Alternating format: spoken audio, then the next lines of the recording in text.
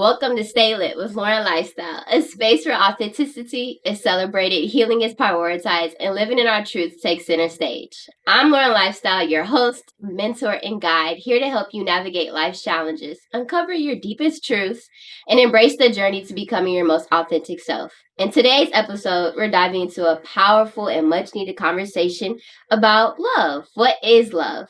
We'll explore what the Bible says about love, what God is in relation to love. Join me in this discussion with our guest, again, Malcom Howard, as we dig deep into that definition of love and our own personal experiences with that. This isn't just a show, it's a movement to inspire, empower, and uplift. Let's stay lit together.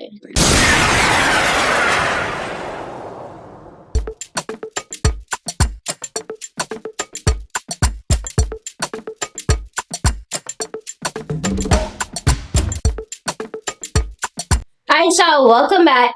And I'm so excited to get in this conversation with Malcom. As you all know, he's been on a few episodes, and we've had some good conversations. So we're going to continue on with it. Let's go ahead and get into the icebreakers. Yeah, we know. Hold on, wait. We just pick it right off the top? Okay. You got a little remix to it. Oh, man. What's the name there? Then it is. It's more challenging for me. Yeah, I'm going to let you go first. You see how it's struggling. And then you're going to say... I got to think on mine. All right. So mine says, what's something you think is more challenging for you than it is for other people you know?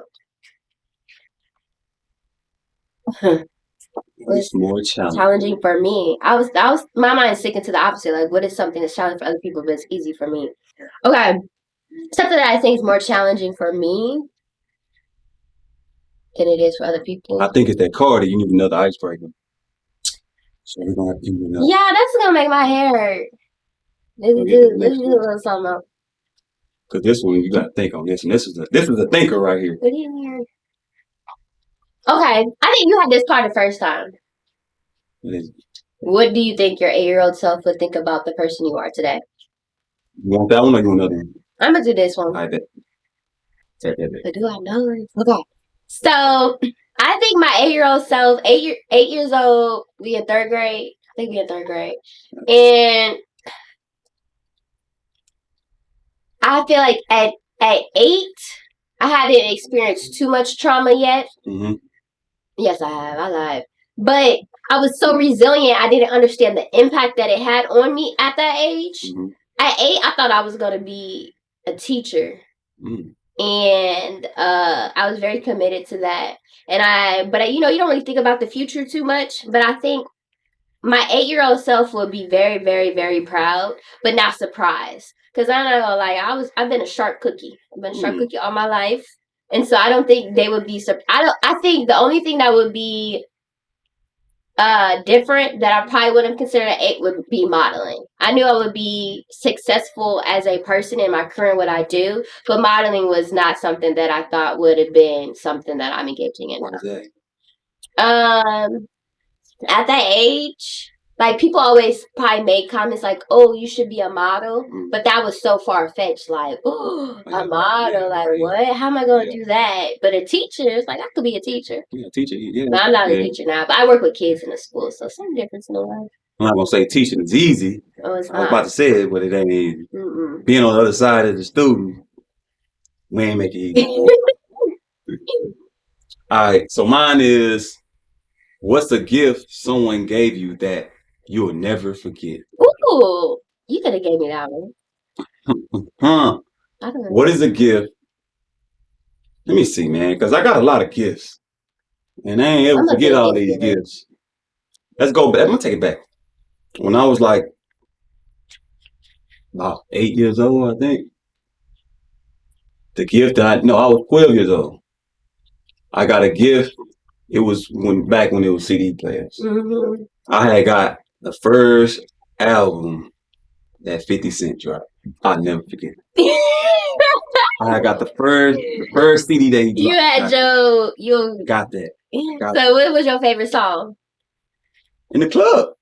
But I wasn't in the club. You know, I used to play it at home, you know, and that's funny. Used to play in the room, and my brother used to play it in the room. I can just imagine you at 8 listening to it in the club. Man, we used to play. Man, we play all the hits. Yeah. We used to be in the room jamming, and then we just be outside. I mean, be upstairs in the room, and we'll peek out the window, see my mama pulling up. We hide the album, man. We hide to put the album back under the bed because we ain't want her to know we had it. That's funny. But it was a gift from a big bro of mine. So got it for my birthday. That's beautiful. Yeah. I appreciate that. Thanks for sharing. Yes, man. All right, y'all. So we're going to get right into it because we got a lot to say. And our conversation for today is, what is love? What is love? So I think you should go first. You know, in this topic, I'm going to be honest. I think ladies should go first because we need to understand what is love from our perspective. What is love?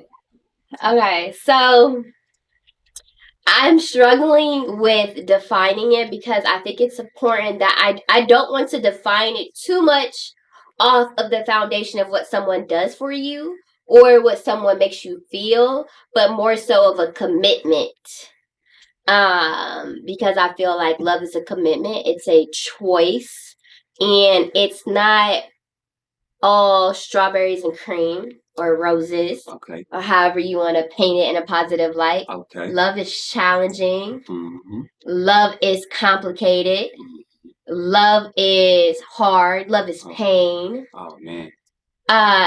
Love is peace. Love is joy. And I think I want to continue on the adjective behind it of defining what love is rather than, again, what someone does, okay, and how they make you feel. Like, I can't say love I wouldn't want to say love is when someone shows up for me, because people can show up for you with ill intention. Saying the right things, yeah. So I would rather describe it with adjectives or define it with adjectives. Okay. In that way. Okay. So I'm gonna start right there. Okay. All right. I'm gonna tell you my definition of love. Ooh. What is love, right? Okay, what is love? So, love to me is God. Yes, love is God. Love is God. And let me say this.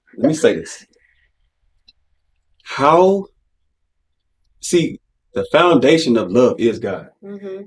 So God, this is my biggest thing. Exactly. So if God is love, how can you love somebody else without getting the understanding of love? Okay. So can I pause you for a second? Oh. All right. So in my beautiful Bible, it says love originates with God. It is. Place me like a seal over your heart, like seal on your arm. For love is as strong as death, its jealousy as enduring as the grave. Love flashes like fire, the brightest kind of flame. Song of Songs 8:6. Love letter from God. I am the God of love. I created love. I put love in your heart. I love you deeply and passionately. When you know the depth of my love for you, it will protect you from being desperate for counterfeit love. I know you have a desire to love and be loved, but no matter how good your true love is to you, he will never be able to satisfy your deepest longings the way that I do. Be careful that when you give your heart to another, you don't take it away from me. I want to remain the first love in your life. Then you will be able to give and receive love in the way that I designed. God's love for us is deep and strong, just as a marriage relationship where a man and a woman form a deep emotional bond that protects the relationship from chaos in the world around them. God loves protects us. When love is torn apart, it feels like death. And when love is lived out God's way, it brings life. Your heart's desire to be loved originates in the one who created you to love. So, everything you said about love is peace. God is peace. God is peace. Love is kind. God is kind. Mm-hmm. Love is pain. Mm-hmm. God gives us pain. God went through pain first. Ooh. Okay. Love is, what did you say? I said a lot of things. Love is peace, happy, joy. Love is is self-control. Love is joy. Love is peace. Respect. Now, all those particular things we can get from God. We can't love anybody else unless we understand what love is. So we have to love ourselves through the lens of how God loves us. Right. But we got to love God first before we can even love ourselves. Because love is something that God gives us, right? It's a resource. God is love. He's the source. So once we sit and understand what love is, then we can learn how to love ourselves. Right. And then we can love our neighbors. But if we don't understand God, how can we give genuine, true love?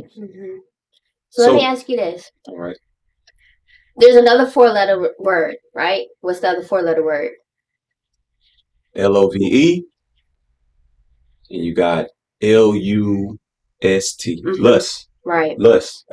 See. Do you think people could lust God? I would say lust is something different, right? We can love God, we can't lust God. Do you really?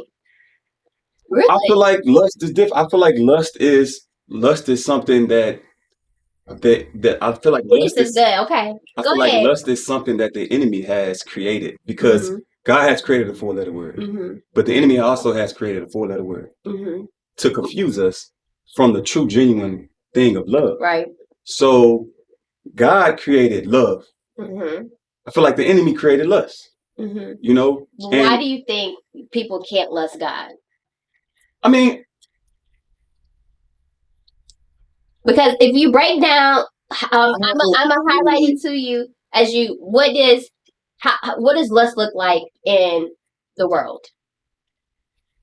We look at lust as something that's against God, but what if you were to compare love and lust?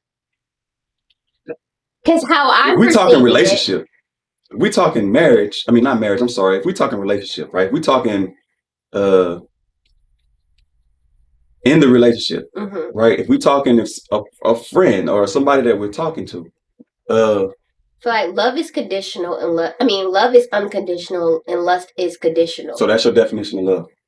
No, I would say that's a component of like if I were to compare and contrast, like that's my main thing. Because where I'm trying to get at when it comes to can people lust God is I feel like people have this idea of who God is, and when God doesn't meet their idea, now they don't love him no more. And love is unconditional, right? Because regardless of whatever I go through in life, my love for God remains the same. But if I just have this idea that God is peace and God is joy and all these positive attributes of what God is, but when God doesn't meet those standards and those expectations of what I have created him to be, I'm lusting over this idea of who I want him to be, which means I haven't taken the time to truly love who he is based off of my own expectations and needs and desires. Now, what I want you to do is repeat that what you just said. Repeating. I want you to I want you to break it down to people. Like I want you to break it down to them. It is like an example. Give an example. Okay, so I think that when people are building a relationship with God, they have this idea that God is just going to pour them with blessings and blessings and blessings and blessings. And you're right. He is going to bless you. However, those blessings may come in disguise. Okay. And so when God puts a storm in my life, but I'm thinking that God is, he wouldn't cause me any harm.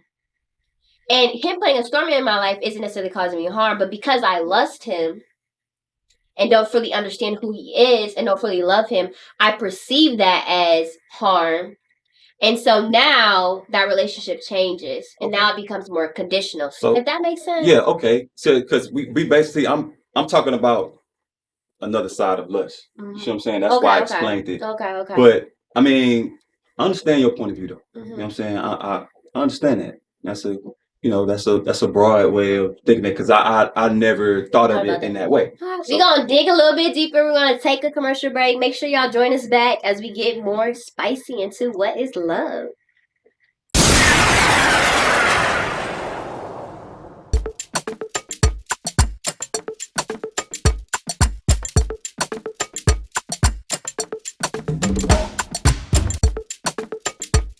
Okay, y'all, we are back again. And that was a good round. We on round 2, okay? So let's get it. So as we continue on this conversation about what is love, what is God's definition of love? Oh man. Like I always say, man, ladies first. I want to hear your thoughts. You want to go first? I go first this time. Okay, look. All right. I feel like God's definition of love is action. And the reason why I say it's action, because if you love somebody, you got to show that you love somebody. Mm-hmm. And what God did for us was die on the cross for us, mm-hmm. which is love. Mm-hmm. He loved us so much. God so loved the world that He gave His only begotten Son. So God gave something. Mm-hmm. It's an action. He showed, right? Mm-hmm. It reminds me of the story of Abraham, mm-hmm. right? When he was about to sacrifice his son. God knew his heart, but He wanted to see it. Mm-hmm. How much you had faith, how much you loved him. Right. And when he saw it, it gave him some type of pleasure, right? Mm-hmm. So God is love. So He sent His only Son to die on the cross for us. So we embrace God's love through our actions. Right.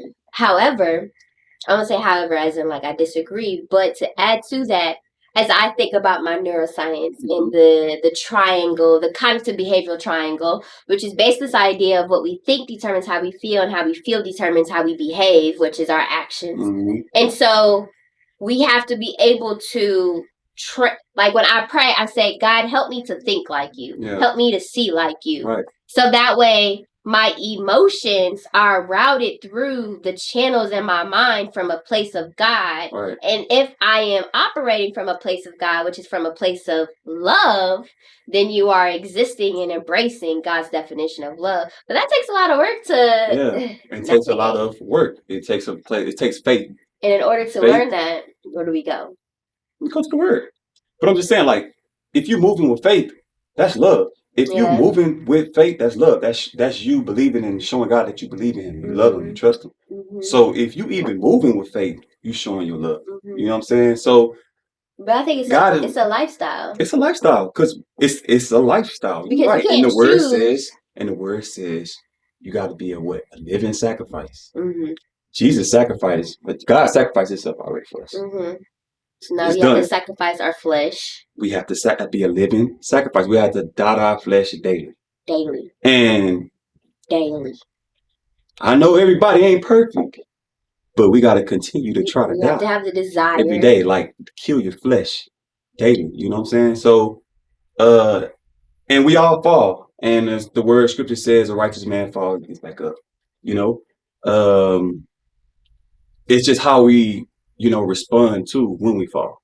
You see what I'm saying? But it's love. I think you can also learn what love is by how God's Jesus' actions was when He was in the world. Right. And which is actually kind of crazy if you think about it, because the way people treated Him, He did not respond in a way that most people would respond.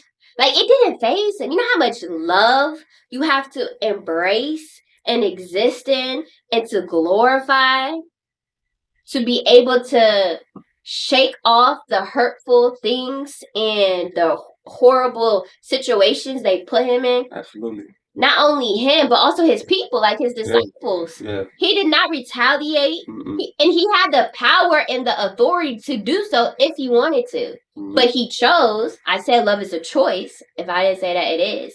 He chose. Love is... Love is a choice. It's a choice to an extent, because you can choose not to love somebody. You can. So, but I understand what you're saying. Love is a choice. You have to choose to love somebody. If you choose, you have to choose. And if you choose to do these things, choose to live by faith, choose this, that is part of love. Mm-hmm. So you have a point. You have a choice. So, but I want to get back into this though. Okay. Love and lust. Okay. Right? Yes, because people get it confused. Love and lust. Right? So, how can people get that confused? Because they go off of a feeling. And if they define love by what people do and how they make them feel, mm-hmm. then of course it's based off of, that's the definition of love. The fruit of the spirit, right? Okay.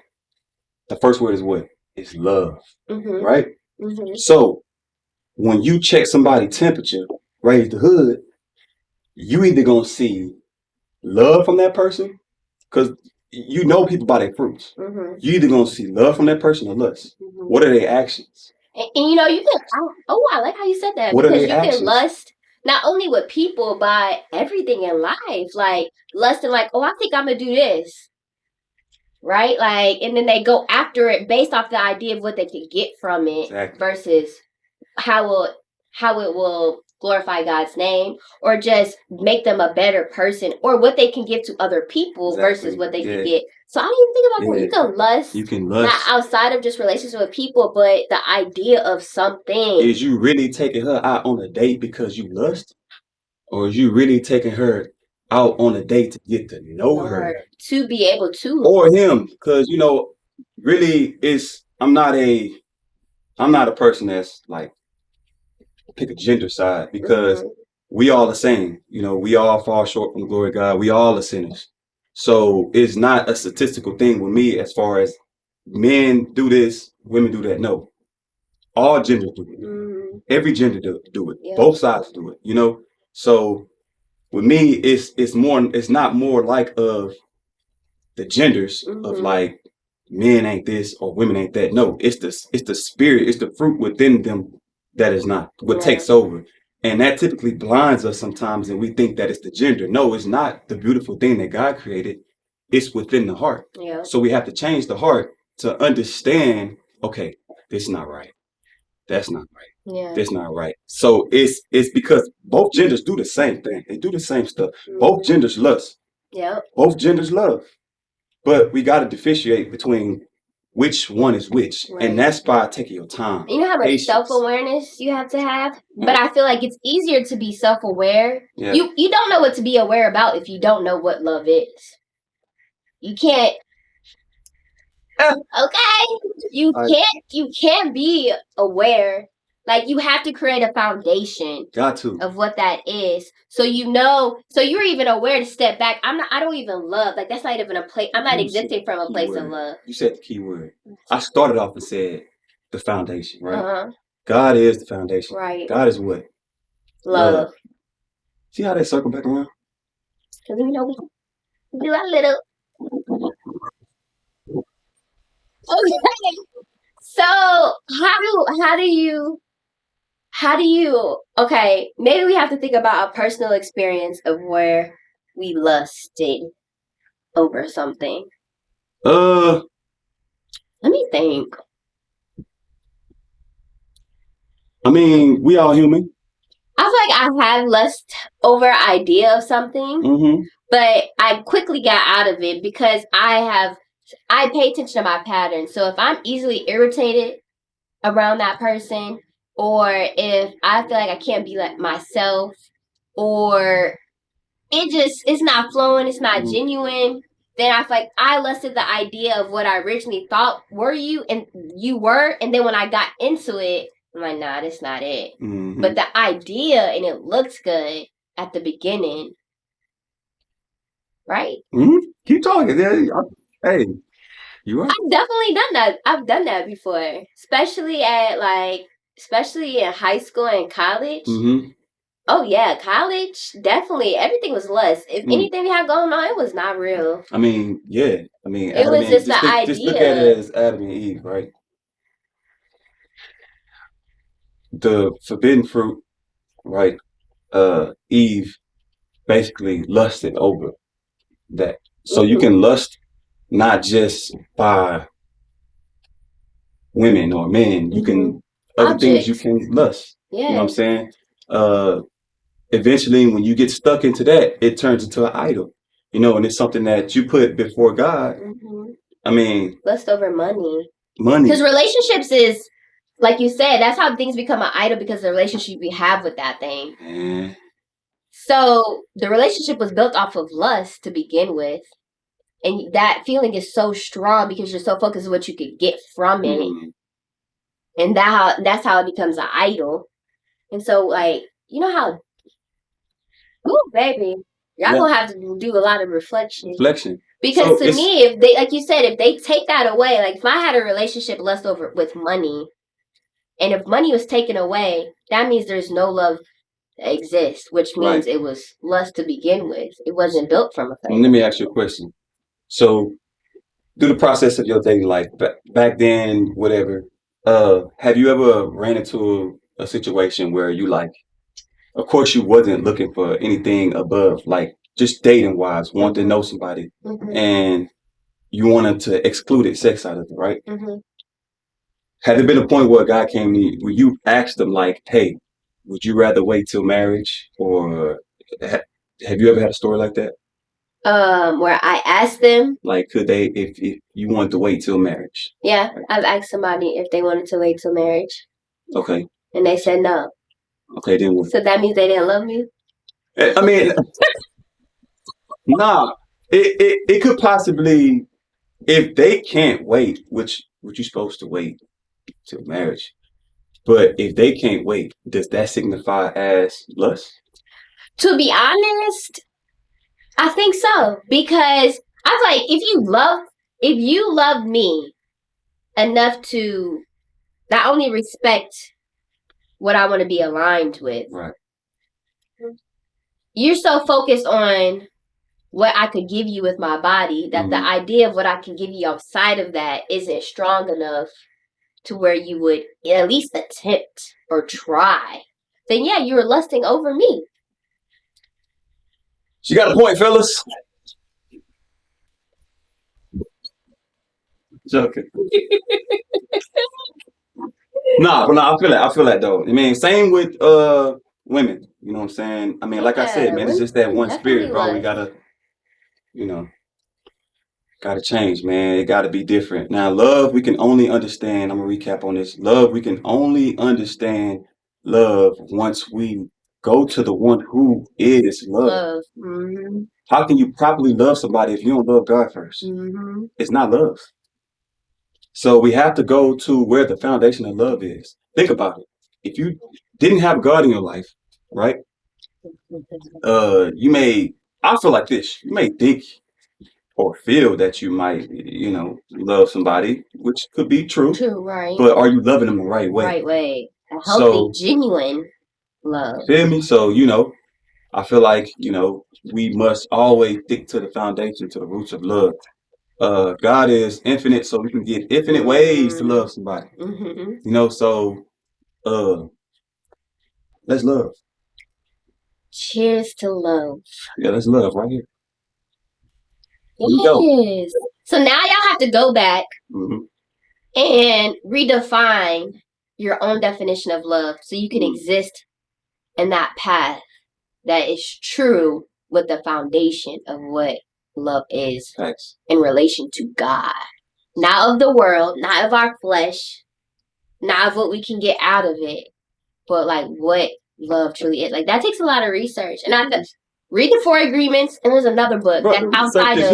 Yes. It's the research. Yes. That's the research. Yes. You gotta read that. Gotta read that. And ask questions and pray about it. You don't read the Bible, man, and you tell me you love me. Oh yeah, it's not love. You're not doing that. Time to go. Hey, well, man, you got a little gone 30. I gotta leave a little bit, Bye, y'all.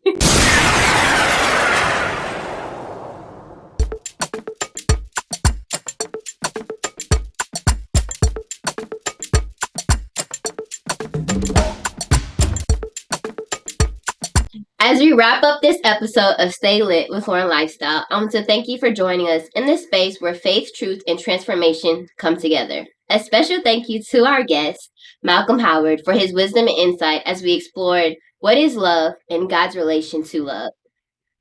Today's conversation reminds us that God's design is always for our good, and we align with His truth, we experience freedom, healing, and a deeper connection. If this episode spoke to you, take a moment to reflect, seek God's guidance, and remember, you're never too far from His grace and redemption. Thank you for sharing your time with us. Until next time, take care of yourself, walk in truth, and let your light shine. I'm Lauren Lifestyle. I'm Malcolm Howard. And this has been Stay Lit.